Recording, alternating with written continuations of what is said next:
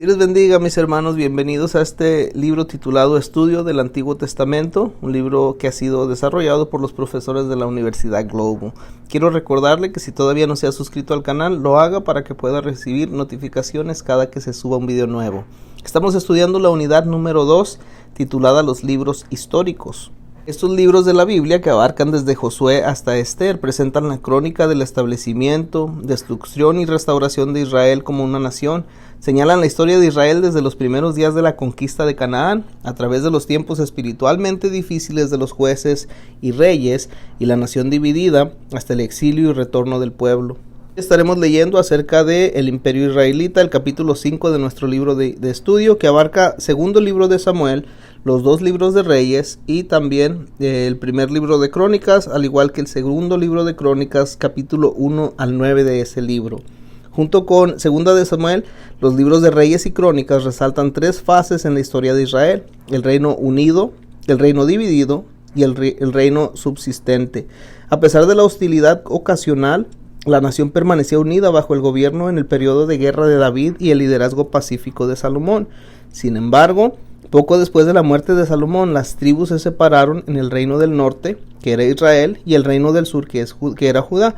Y en tanto que los descendientes de David gobernaron Judá, tratado en el próximo capítulo, el reino del norte fue gobernado por reyes cada vez más impíos y no duró por mucho tiempo. La primera lección 5.1, es el reino de David, que se encuentra en segundo libro de Samuel, al igual que el primer libro de las Crónicas. Hablemos primero acerca del autor y fecha de estos libros. En el capítulo anterior aprendíamos que el primero y segundo libro de Samuel eran un solo libro en las escrituras hebreas, y que el autor de los libros es desconocido, mientras que el primer libro de Samuel cubre aproximadamente 100 años, desde el nacimiento de Samuel hasta la muerte de Saúl. El segundo libro de Samuel se limita al reinado de David solamente, un periodo de alrededor de 40 años. El segundo libro de Samuel pudo haberse escrito a fines del 10º siglo antes de Cristo, y esto ya después de la muerte de David. El bosquejo, el reinado de David, a quien muchos consideran como el más grande de los reyes de Israel, se describe en el segundo libro de Samuel y también en el primer libro de las Crónicas, proporcionando muchos detalles del reinado de David. Segundo de Samuel es el único libro que nos cuenta del pecado y la rebelión en la familia de David. Entre tanto, primero de Crónicas da una lista de los antepasados de las 12 tribus y muestra que David empezó una dinastía en Israel, da énfasis a David como un líder en la política y la religión y registra su obra en la preparación de la construcción del templo. La manera de organizar los eventos o temas que encontramos a través de estos libros sería la siguiente. Podemos dividirlo en 7 secciones principales, la primera de ellas siendo el éxito político de David, después el éxito espiritual de David, el éxito militar de David, el pecado de David como rey, el juicio sobre la casa de David, el juicio sobre el reino de David y los últimos años de David. Eso se encontraría a través de el segundo libro de Samuel y también el primer libro de Crónicas. El primer tema clave el otro tema clave de la lección es el reino de David, que abarca segunda de Samuel 1 al 10, capítulos 1 al 10 y primera de Crónicas 1 al 19. Sobre el reinado de David podemos leerlo en esos capítulos. Después de la muerte de Saúl, mis hermanos, el comandante de su ejército, Abner, ayudó a coronar al hijo de Saúl, Is-Boset, como rey de Israel. Debido a que los eruditos discrepan sobre los factores de tiempo en el reinado de Is-Boset y otros aspectos, pues nos vamos a enfocar solamente en el reinado de David. David vivía en Filistea cuando oyó de la muerte de Saúl. Después de lamentarse por Saúl y por Jonatán, David volvió a Hebrón, donde el pueblo de Judá lo ungió como su rey. La tensión y hostilidad se alzaron hasta que la nación de Israel comenzó a entender que David no odiaba a la familia de Saúl y no tenía ningún plan de hacerle daño a Is-Boset o hacerle daño a Abner. De hecho, David inició las conversaciones de paz entre las tribus. Al fin, después de que Abner e Is-Boset fueron asesinados sin su aprobación, David se convirtió en rey sobre todas las tribus de Israel. El siguiente tema clave que podemos encontrar en estos libros serían segundo de Samuel, capítulos 1 al 5 y primera de Crónicas, capítulos 1 al 10, sería el éxito político de David. Como el nuevo rey, David buscó una nueva ciudad que estuviera ubicada de manera más central y políticamente neutral. De este modo, puso su vista en Jerusalén. Los jebuseos que controlaban Jerusalén eran cananeos que Israel nunca había expulsado. También Jerusalén estaba ubicada en lo alto de una colina y rodeada de muros altos y sólidos. Los jebuseos estaban seguros que su ciudad era impenetrable, pero el ejército de David entró en Jerusalén a través de su túnel de agua Joab dirigió el ejército en la derrota de los jebuseos y como premio por esta victoria militar se convirtió en el comandante del ejército de David. Muchas escrituras del Antiguo Testamento llaman a Jerusalén la ciudad de David, Primera de Crónicas 11:7. La ciudad también se llama Sión, porque que quizás es el nombre del fuerte que David tomó de los jebuseos. Mientras David organizaba la nación de Israel, la ciudad se convirtió en el lugar de mando para todo Israel. Los hombres fieles que ayudaban a David cuando Saúl intentó matarlo se convirtieron en líderes del nuevo reino. Después, con materiales de Tiro, David construyó un palacio para sí mismo en Jerusalén. Esto en 2 de Samuel 5, del 11 al 12. Y aunque los filisteos no se preocupaban cuando David era rey de Hebrón, se alarmaron cuando se convirtió en el rey de la nación entera. Las dos victorias anteriores de David y su ejército sobre los filisteos pueden haber llevado a su reinado sobre todo Israel. De pedir dirección a Dios, David luchó 2 veces más contra los filisteos y los derrotó. Antes de la segunda batalla, el Señor le dijo a David que esperara escuchar el ruido como de marcha por las copas de las balsameras, porque Jehová saldrá delante de ti, 2 de Samuel 5:24. Y Dios bendijo a David con victorias debido a su obediencia. El siguiente tema clave que nos encontramos sería el éxito espiritual de David. Esto lo podemos leer en 2 de Samuel, capítulos 6 al 7 y 1 de Crónicas, capítulos 11 al 17. Jerusalén no solo se convirtió en el centro político y geográfico de Israel, sino que también en su centro religioso. Más adelante, David trajo el arca del pacto a Jerusalén y la puso en una tienda o tabernáculo. David restauró el ministerio de los sacerdotes y levitas y llevó a la nación entera a adorar al único y verdadero Dios. David deseaba construir un templo para Dios porque consideraba que el Señor merecía un lugar mejor para su nombre. Estaba apenado porque él vivía en un palacio mientras el arca del pacto permanecía en una tienda. Cuando abordó al profeta Natán acerca de construir un templo, al principio Natán lo consideró una buena idea y dio a David su aprobación. Sin embargo, esa noche Dios reveló a Natán que el hijo de David sería el que construiría el templo. Aunque David era un hombre conforme al corazón de Dios, también fue un rey guerrero y había vertido mucha sangre. Salomón, el hijo de David, un hombre de paz, construiría el templo de Dios. Un poco de ironía intencional ocurre en la narrativa bíblica cuando Dios promete construirle una casa a David, es decir, promete que el reino de David continuaría eternamente. El reino terrenal o dinastía de David no duró por siempre, acabó cuando Nabucodonosor, rey de Babilonia, conquistó Judá y destronó a sus reyes, esto en 2 de Crónicas 36 del 5 al 20. En cambio, la promesa del pacto de Dios con David se cumplió en la persona de Jesucristo, nuestro Salvador y Mesías. Jesús se llama el Hijo de David en el Nuevo Testamento y Él es el Rey de Reyes y Señor de Señores que reinará eternamente. El siguiente evento importante que leemos es el éxito militar de David. Esto lo encontramos en 2 de Samuel capítulos 8 al 10, al igual que los capítulos 21 al 22 y 1 de Crónicas 18 al 19. Israel se convirtió en una nación principal del creciente fértil en el 10º siglo a.C. Tanto bajo el reinado de David como en el reinado de Salomón, el reino se extendía desde el borde del sur del desierto Negev y al río Éufrates de Mesopotamia. Y aunque los filisteos crearon muchos problemas para Israel, ellos eran maestros en obra de mano, particularmente en forjar armas y herramientas de hierro. Mientras David se escondía de Saúl en Filistea, él aprendió numerosas cosas, tal vez incluyendo cómo hacer hierro. 1 de Crónicas 22:3 indica que Israel usó hierro durante el reino de David. David mejoró enormemente la fuerza militar de Israel. Dice 2 de Samuel 5:17, 2 de Crónicas 18:1, que David liberó a Israel de la opresión filistea e incorporó sus territorios y pueblo bajo su dominio. Luego empezó a construir un imperio de gran extensión. Israel se convirtió en la potencia dominante en Asia Occidental. Su motivo para conquistar Edom fue obtener tributos de ellos y también pudo haber sido para adquirir hierro y cobre.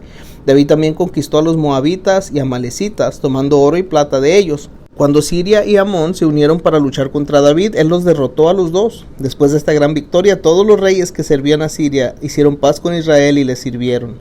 Lo siguiente que leemos es el pecado de David. Esto se encuentra solamente en el 2 libro de Samuel, capítulos 11 hasta el 20, mis hermanos.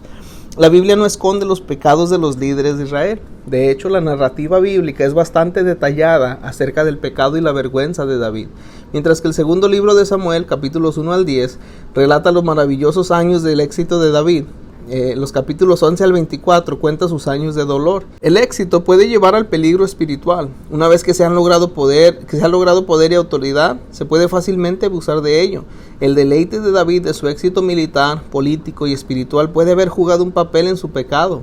Una noche David salió a pasear a la azotea de su palacio. Al ver una mujer hermosa bañándose, él la deseó. Averiguó y supo que era Betsabé, la esposa de Urías, uno de los soldados.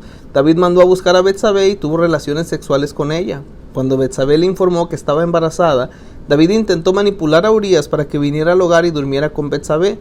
Cuando eso no funcionó, David tramó matar a Urías enfrente de la batalla. Y este complot tuvo éxito, y Betsabé se convirtió en una de las esposas de David. Disgustado, Jehová envió a Natán a David. El profeta le contó a David una historia llena de suspenso de un cordero, y David se enfadó tanto que demandó al partido ofensor a dar restitución y morir. Natán entonces escandalizó a David con las palabras: tú eres aquel hombre. El juicio vino no solo sobre David y las generaciones subsiguientes de su familia, sino también sobre su reino. Y este juicio estuvo marcado por la espada, así como por la discordia dentro de su familia. No obstante, Dios perdonó a David y quitó su pecado. Es más, la Biblia registra que el Señor amó a Salomón y que Cristo vino por el linaje de David a través de su relación con Betsabé. ¿Cómo equilibramos la realidad bíblica sobre los fracasos de pecado, de liderazgo con la extensión de la gracia de Dios? Esta tensión teológica, mis hermanos, existe a lo largo del Antiguo y del Nuevo Testamento. David frecuentemente ha sido puesto en alto en el pedestal de un gigante espiritual. No obstante, David cometió varios errores serios. Estos vinieron no por ignorancia de lo que era correcto, sino por ser conducido impulsivamente por la necesidad del momento, sin reflexionar en las consecuencias. Sus mentiras costaron vidas, su temperamento puso en peligro su destino real, su duplicidad lo llevó a ejecutar a los ciudadanos, su lujuria lo enredó en un complot de asesinato, su poca voluntad en tomar firme acción disciplinaria contribuiría al derramamiento de sangre dentro de su familia. Su orgullo trajo peste que devastó la tierra. No obstante, Dios escogió a David y afirmó que él caminó conforme a su ley. David fue fiel al Señor y reconoció cuando había cometido pecado. Un concepto equilibrado de David reconoce su piedad, pero comprende que, como cualquiera de nosotros, él no era inmune a los lapsos de juicio. Quizá la vida de David es una de las varias razones por la que el Nuevo Testamento exhorta a los creyentes, considerándote a ti mismo, no sea que tú también seas tentado. Y lo siguiente que leemos serían los últimos años de David. Esto lo encontraremos en 2 de Samuel 21 al 24, al igual que el primer libro de Crónicas 21 al 22 y el capítulo 29. Durante su reinado, David había sido un hombre de guerra, que tuvo éxito en hacer de Jerusalén la capital y derrotó a muchas naciones que habían amenazado a Israel. Bajo su reinado, mis hermanos, Israel subió a su mayor altura. David logró muchas cosas grandes con la ayuda del Señor y mantuvo una actitud de corazón que agradó a Dios. No obstante, el reinado de David no fue perfecto ni carente de dificultades. Su pecado resultó en numerosos problemas que lo asediaron por 10 años. En juicio divino, por una de las faltas de Saúl de mucho tiempo atrás, Dios puso a Israel bajo una hambruna por 3 años. Entonces, contra las objeciones de Joab, David insistió en hacer un censo militar. Esto enojó al Señor, que envió una plaga contra la nación. Cuando David, según las órdenes de Dios, construyó un altar en el lugar donde Ornán, el jebuseo, trillaba los granos, el juicio se detuvo. David pasó a los últimos 10 años de su vida haciendo planes y arreglando para que Salomón construyera el templo. Él dio instrucciones a los sacerdotes y a los príncipes para que reconocieran a Salomón como su nuevo rey. Las últimas palabras de David, grabadas en 2 de Samuel 23, del 1 al 7, suenan mucho como una oración o un salmo, aunque reflexionan en su relación con Dios. David murió después de servir como rey durante 40 años. Ahora comenzamos nuestra siguiente lección, mis hermanos, que sería la lección 5.2, el reino de Salomón, que abarca el primer libro de Reyes, los primeros 11 capítulos, al igual que 2 de Crónicas, capítulo 1 al capítulo 9. Empezamos leyendo sobre el autor, fecha y propósito. Juntos, los libros de 1 y 2 de Samuel y 1 y 2 de Reyes relatan la historia completa de los reyes, desde Saúl hasta Sedequías, el último rey de Judá, así como algunos de los profetas menores conocidos de ese periodo de tiempo. El autor de 1 y 2 de Reyes es desconocido, pero los libros probablemente fueron terminados aproximadamente en el año 560 al 550 a.C. Como los libros de Samuel, Reyes también son un solo libro en las escrituras hebreas. Cubrieron un lapso de aproximadamente 400 años. Los libros se escribieron para los judíos exiliados en Babilonia, para revelar la perspectiva de Dios de la historia hebrea y explicar razones por el reino dividido. Eventos o temas que encontramos en el primer libro de Reyes y el segundo libro de Crónicas los podremos bosquejear de la siguiente manera. Estaría primero Salomón convirtiéndose en rey, esa sería la primera sección principal. La segunda, los programas de construcción de Salomón. Tercero, las relaciones internacionales de Salomón. Y cuarto, la desobediencia y muerte de Salomón. Uno de los primeros temas claves es Salomón se convierte en rey. Primero de Reyes, capítulos 1 al 4, segundo de Crónicas, capítulo 1. Paz y prosperidad describen los años dorados del reinado de Salomón. Bajo David la nación estaba unida, había extendido sus fronteras y era respetada por otras naciones. Ahora Salomón se benefició de las victorias militares de David y su reinado pacífico duró por 40 años. A medida que consideramos las historias de los reyes, debemos notar que la escritura no siempre graba eventos históricos en orden cronológico. Por ejemplo, Primero de Reyes describe primero el templo y después relata cómo obtuvo Salomón los materiales para construirlo. El libro también cuenta sobre el palacio de Salomón antes de relatar la dedicación del templo, que ocurrió 13 años antes de que se construyera el palacio. La construcción del templo aconteció durante los primeros 10 años del reinado de Salomón. Salomón puede haber tenido entre 21 y 25 años cuando llegó a ser rey. Comprendiendo que la posición, la responsabilidad y la carga del trabajo serían exigentes, él buscó sabiduría divina. Complacido con la oración de Salomón, Dios le prometió sabiduría, así como riquezas y gloria. Sin embargo, Dios exhortó a Salomón a ser obediente a la dirección divina y caminar cerca de él, como su padre David lo había hecho. La gente se impresionaba con la gran sabiduría de Salomón y acudían de todas las naciones para buscar su consejo. Su sabiduría para gobernar ayudó a que el reino creciera aún más. Él dividió el país en 12 distritos para fines de cobrar impuestos. Cada distrito daba al gobierno suministros durante un mes. El rey Salomón incrementó grandemente la fuerza numérica y militar del ejército de Israel, manteniendo parte del ejército en las ciudades especiales y el resto del ejército en Jerusalén. Siguiente que leemos son los programas de construcción de Salomón, y esto se encuentra en Primero de Reyes capítulos 5 al 9, al igual que Segundo de Crónicas capítulo 2, 1 hasta el capítulo 8, 16. Salomón dirigió a la nación en varios programas de construcción, incluyendo el templo en Jerusalén. Él edificó el templo en el sitio de la era donde David había hecho sacrificios para detener la plaga causada por el censo. La era estaba en el monte Moría, pero no se sabe si era el mismo monte Moría el cual fue Abraham para sacrificar a Isaac. El templo era aproximadamente 2 veces más grande que el tabernáculo. Era muy bello y muchos de los artículos en su interior estaban cubiertos de oro. El templo fue completado aproximadamente en el año 950 a.C., durante el tiempo de mayor crecimiento de Israel, y cumplió el deseo de David. El templo era un lugar permanente donde el pueblo podía adorar a Dios. Salomón dedicó el templo a Dios durante la fiesta de los tabernáculos, dirigiéndose al pueblo en adoración, oración y entregando un mensaje. Uno de los eventos más importantes en la historia de Israel después de que dejaron el monte Sinaí, la dedicación del templo, ocurrió 480 años después de que Israel salió de Egipto. El pueblo siguió el orden de la música y adoración divinamente establecidos, mientras que los sacerdotes llevaban el arca del pacto al lugar santísimo. Como resultado, la gloria de Dios bajó y su presencia llenó el templo. Cuando Nabucodonosor derrotó a Judá en el año 586 a.C., destruyó el templo de Salomón. Después de 70 años de cautividad en Babilonia, Israel construyó un segundo templo, conocido como el templo de Zorobabel, en el año 516 a.C. Más tarde, en otra época, Herodes construyó otro templo para los judíos, el cual fue destruido en el año 70 por el ejército romano. Después de construir el templo, Salomón construyó un palacio para sí, que tomó 13 años en completar. Comprendía oficinas gubernamentales y una área para la hija de Faraón, una de las esposas de Salomón, así como la residencia misma de Salomón. Lo siguiente que leemos son las relaciones internacionales de Salomón. Esta barca se encuentra en el primer libro de Reyes, capítulos 9 al 10, y el segundo libro de las Crónicas, capítulos 8 al 9. Al final del reinado de David, Israel tenía muchas minas de hierro y cobre, lo que hizo a la nación poderosa en los negocios y el comercio. Con la ayuda de los fenicios, Salomón construyó naves para llevar este hierro y cobre a otras naciones, algunas tan lejos como el sudoeste de Arabia y Etiopía. Allí entró en tratos comerciales por oro, plata, marfil y monos. Israel también ganó riquezas comercializando especias con otros países.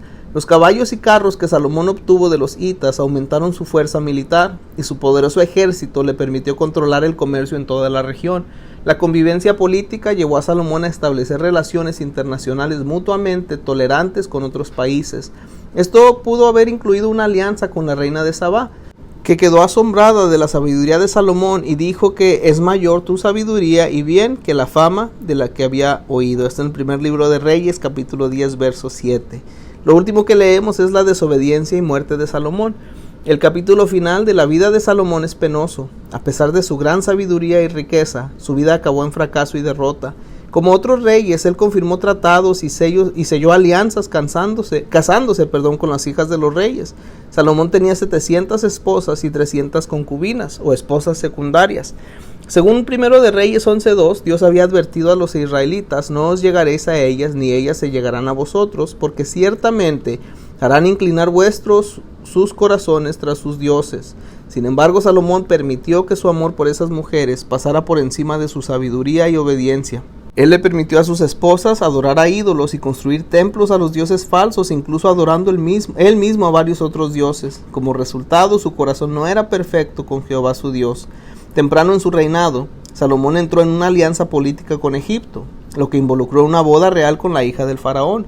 Y esto hace alusión al futuro problema. Los harenes reales grandes no eran raros en aquellos días. Los numerosos matrimonios políticos de Salomón parecían una manera inocente de fortalecer alianzas extranjeras, pero Dios había prohibido específicamente emparentarse así. Ahora, en la vejez de Salomón, la apostasía religiosa que sus esposas extranjeras trajeron a la corte real afectó su fe negativamente. De manera lenta y gradual se distanció del monoteísmo exclusivo y empezó a incorporar la adoración a otros dioses. El acomodo entre los sistemas de fe casi nunca es rápido y obvio, sino que ocurre gradualmente mientras que uno se distancia lentamente de Dios. Debido a la desobediencia de Salomón, Dios le dijo que dividiría el reino, pero por David la división no ocurriría hasta la muerte de Salomón. Antes de su muerte, sin embargo, Salomón vio a los enemigos empezando a levantarse. No obstante, un motivo teológico en 1 de Reyes es la soberanía de Dios, que a pesar de los fracasos humanos, continúa llevando adelante sus propósitos eternos. Vamos ahora a la lección 5.3 titulada El Reino del Norte. Y esta la vamos a encontrar en el primer libro de los Reyes, capítulo 12, hasta el segundo libro de los Reyes, capítulo 17. Después de que muere Salomón, el pueblo se volvió contra el nuevo rey, su hijo Roboam. Como resultado, la nación se dividió en 2 reinos. 10 tribus se establecieron como el reino del norte o Israel, con Jeroboam como su rey. Roboam reinó sobre el reino del sur o Judá, que consistía solo de 2 tribus, Judá y Benjamín. El resto del primer libro de Reyes y los capítulos al comienzo del segundo libro de Reyes describen principalmente la historia del reino del norte. Sin embargo, ya que los 2 reinos existieron al mismo tiempo, algunos eventos del reino del sur son incluidos, y así la Biblia usa a menudo el nombre Israel para el reino del norte y Judá para el reino del sur. Uno de los puntos principales de la lección son los reyes y profetas. El reino del norte existió aproximadamente 200 años, del año 931 hasta el año 722 a.C., y las familias que reinaron a menudo cambiaban.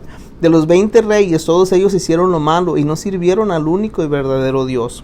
El bosquejo del reino del norte lo podemos dividir de la siguiente manera. Primero sería la primera dinastía, Jeroboam y sus hijos.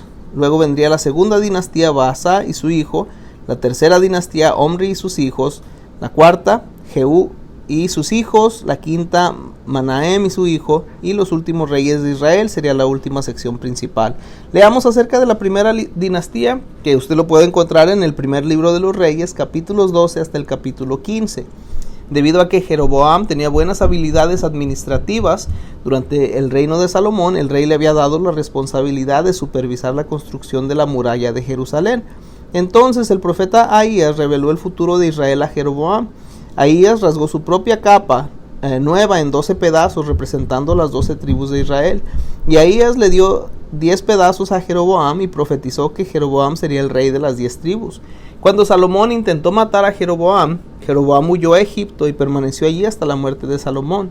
Él volvió después que los ancianos de Israel se rebelaran en contra de Roboam, y él se convirtió en el primer rey del reino del norte. Jeroboam gobernó por aproximadamente 22 años, durante los que se empeñó en una guerra constante en contra de Roboam. Sin embargo, aunque Dios había prometido estar con Jeroboam si obedecía los mandatos de Dios, Jeroboam no llevó a Israel a principios y prácticas piadosas. Más bien, Él descarrió a Israel de Dios e introdujo la idolatría, construyó grandes becerros de oro, estableció nuevos sacerdotes y permitió a los israelitas ofrecer sacrificios idólatras a lo largo del reino del norte. Ahías, un profeta anónimo de Judá, advirtió a Jeroboam sobre su pecado de idolatría y dijeron que perdería su reino. Cuando Jeroboam murió, su hijo Nadab gobernó solo 2 años y la primera dinastía terminó después de 24 años. Luego viene la segunda dinastía, que se puede encontrar en Primero de Reyes 15 hasta el capítulo 16. Baasa, de la tribu de Isaacar, mató a Nadab y llegó a ser el rey por 24 años. Como Jeroboam, él estableció su capital en Tirsa. Cuando muchas personas del reino del norte empezaron a volver a Judá, Baasa percibió su migración como una amenaza a su reino. Como resultado, él envió a sus soldados a Ramá a impedir a toda persona entrar en Judá y para amenazar al rey Asa de Jerusalén. Aunque confrontado por el profeta Jehú, Baasa continuó en el estilo de vida idólatra de Jeroboam y le traspasó sus costumbres impías a su hijo, Elá. Al morir Baasa, Elá, su hijo, gobernó Israel por 2 años hasta que uno de sus comandantes, Zimri, lo mató mientras estaba embriagado. Zimri también aniquiló al resto de la familia de Baasa, cumpliendo la profecía de Jehú. Así, la dinastía de Baasa llegó a su fin después de 26 años. Zimri gobernó por solo una semana antes de que Omri tomara el poder y empezara la tercera dinastía de Israel. Y de esta tercera dinastía leemos en primer libro de Reyes, capítulos 16 al 22, al igual que el segundo libro de Reyes, capítulo 1, capítulo 3 y capítulo 9. Omri fue la cabeza de la familia más impía que gobernó el reino del norte. Durante su reinado de 12 años, Israel recobró mucho de la tierra que había perdido con Siria. Con el tiempo, Omri trasladó su capital a Samaria, que permaneció como una capital fuerte y segura por 150 años. Omri tenía buenas relaciones internacionales y forjó tratados con otras naciones. Él selló su tratado con los fenicios a través del matrimonio de su hijo Acab con Jezabel, la hija del rey Sidón.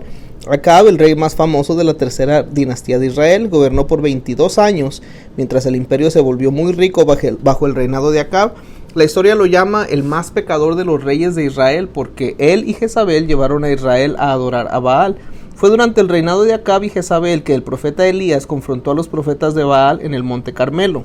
En esta confrontación, Dios contestó a Elías de una manera espectacular, milagrosa y única. Fuego del cielo confirmó que Jehová era el único verdadero Dios y que los ídolos de Baal eran impotentes. A pesar de esta gran victoria, Elías, sin embargo, se asustó ante la amenaza de venganza de Jezabel y se escondió en Sinaí, deprimido y quejándose ante Dios. Dios fortaleció a su profeta física y emocionalmente y le dijo que nombrara a Eliseo como su sucesor. Esto en primer libro de Reyes, capítulo 19. Después, Acab codició una viña, pero el dueño Nabot se negó a vendérsela. La codicia celosa de Acab y la maldad de Jezabel causaron que Nabot fuese apedreado a muerte. Enfadado, el Señor profetizó a través de Elías que destruiría a la familia de Acab. Cuando Acab se arrepintió, Dios prometió demorar una parte de su juicio hasta después de la muerte de Acab. Acab murió durante una batalla con Siria y su hijo Ocosías tomó el trono. Ocosías reinó aproximadamente 2 años. Él murió de lesiones sufridas en un accidente porque consultó ídolos en lugar del único y verdadero Dios.